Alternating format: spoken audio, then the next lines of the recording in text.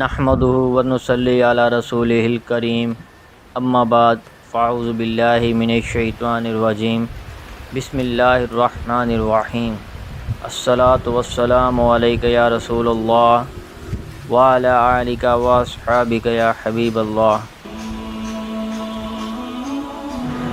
علی رضی اللہ عنہ کہتے ہیں کہ رسول اللہ صلی اللہ علیہ وآلہ وسلم نے فرمایا، نماز کی کلید کنجی پاکی ہے، اور اس کی تحریم تکبیر ہے، اور اس کی تحلیل تسلیم سلام ہے۔ وضاحت: تکبیر تحریمہ یعنی اللہ اکبر کہنے سے عام مشاغل حرام ہو جاتے ہیں، اور السلام علیکم ورحمۃ اللہ کہنے سے یہ مشاغل حلال ہو جاتے ہیں۔ وہ سارے کام جائز ہو جاتے ہیں جو نماز میں ناجائز ہو گئے تھے۔ نیز یہ بھی ثابت ہوا کہ نماز کی ابتدا لفظ اللہ اکبر سے ہے، اور اس سے نکلنے کے لیے السلام علیکم ورحمۃ اللہ مشروع ہے، نہ کوئی اور کلمات یا اعمال۔ پس سلام ہی کے ذریعے آدمی کی نماز پوری ہوگی، نہ کہ کسی اور چیز سے۔ الشیخ عمر فاروق سعیدی حفظ اللہ فوائد و مسائل: اللہ اکبر کہنے ہی سے نماز شروع ہوتی ہے۔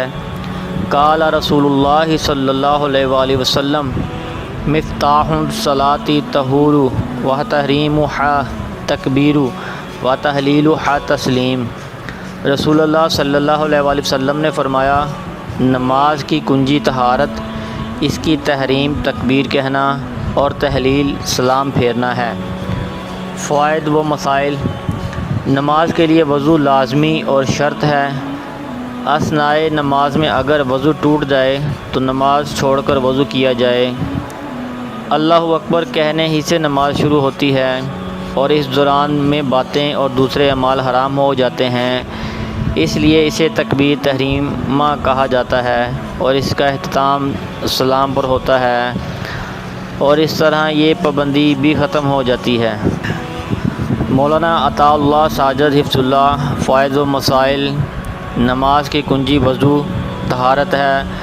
علی رضی اللہ عنہ کہتے ہیں کہ رسول اللہ صلی اللہ علیہ وآلہ وسلم نے فرمایا، نماز کی کنجی طہارت وضو ہے، اور دوران نماز ممنوع چیزوں کو حرام کر دینے والی چیز تکبیر تحریمہ ہے، اور نماز سے باہر اموار کو حلال کر دینے والی چیز سلام ہے۔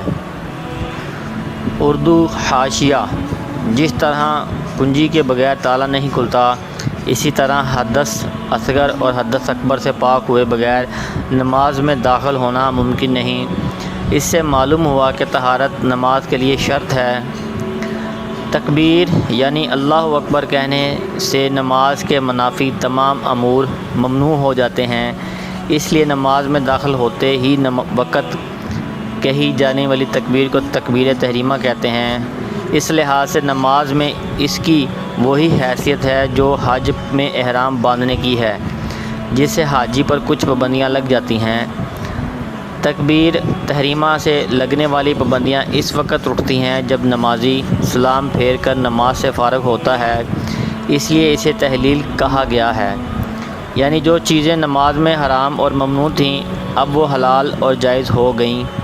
نماز میں داخل ہونے کا طریقہ تکبیر ہی ہے، اس کے علاوہ کسی دوسرے کلمے سے یا کسی دوسری زبان میں اللہ کا نام لے کر انسان نماز میں داخل نہیں ہو سکتا۔ بعض علماء کا یہ موقف درست نہیں کہ اللہ کا نام کسی طرح سے بھی لے لیا جائے نماز شروع ہو جاتی ہے، خواہ اللہ اعظم کہا جائے یا اللہ کبیر وغیرہ۔ بعض علماء کی رائے ہے کہ نمازی نماز کے باقی اعمال پورا کرنے کے بعد سلام کی بجائے کوئی ایسا عمل کر لے جو نماز کے منافی ہو تو نماز مکمل ہو جاتی ہے، جبکہ اس حدیث سے معلوم ہوتا ہے کہ نماز سے فارغ ہونے کا ایک ہی طریقہ ہے، اور وہ ہے سلام۔ الشیخ ڈاکٹر عبدالرحمن فریاوی حفظ اللہ فوائد و مسائل: علی رضی اللہ عنہ کہتے ہیں کہ رسول اللہ صلی اللہ علیہ وآلہ وسلم نے فرمایا، نماز کی کنجی وضو ہے، اور اس کا تحریمہ صرف اللہ اکبر کہنا ہے، اور نماز میں جو چیزیں حرام تھیں وہ السلام علیکم ورحمۃ اللہ کہنے ہی سے حلال ہوتی ہیں۔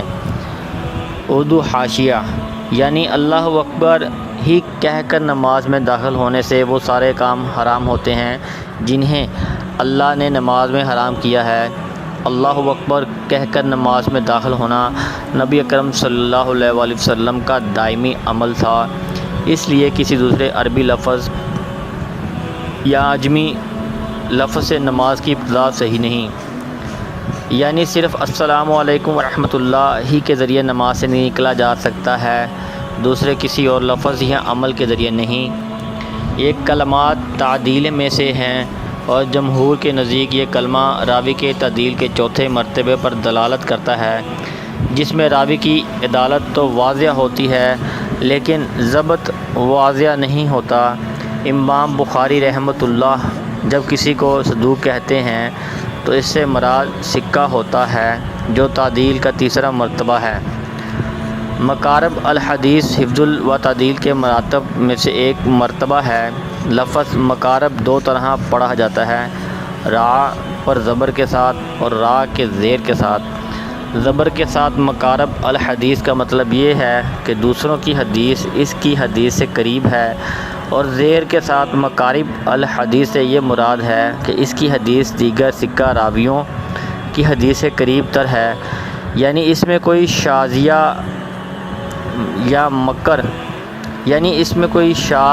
یا مکر روایت نہیں ہے۔ امام ترمذی رحمۃ اللہ نے یہ صیغہ ولید بن رباح اور عبداللہ بن محمد بن عقیل کے بارے میں استعمال کیا ہے۔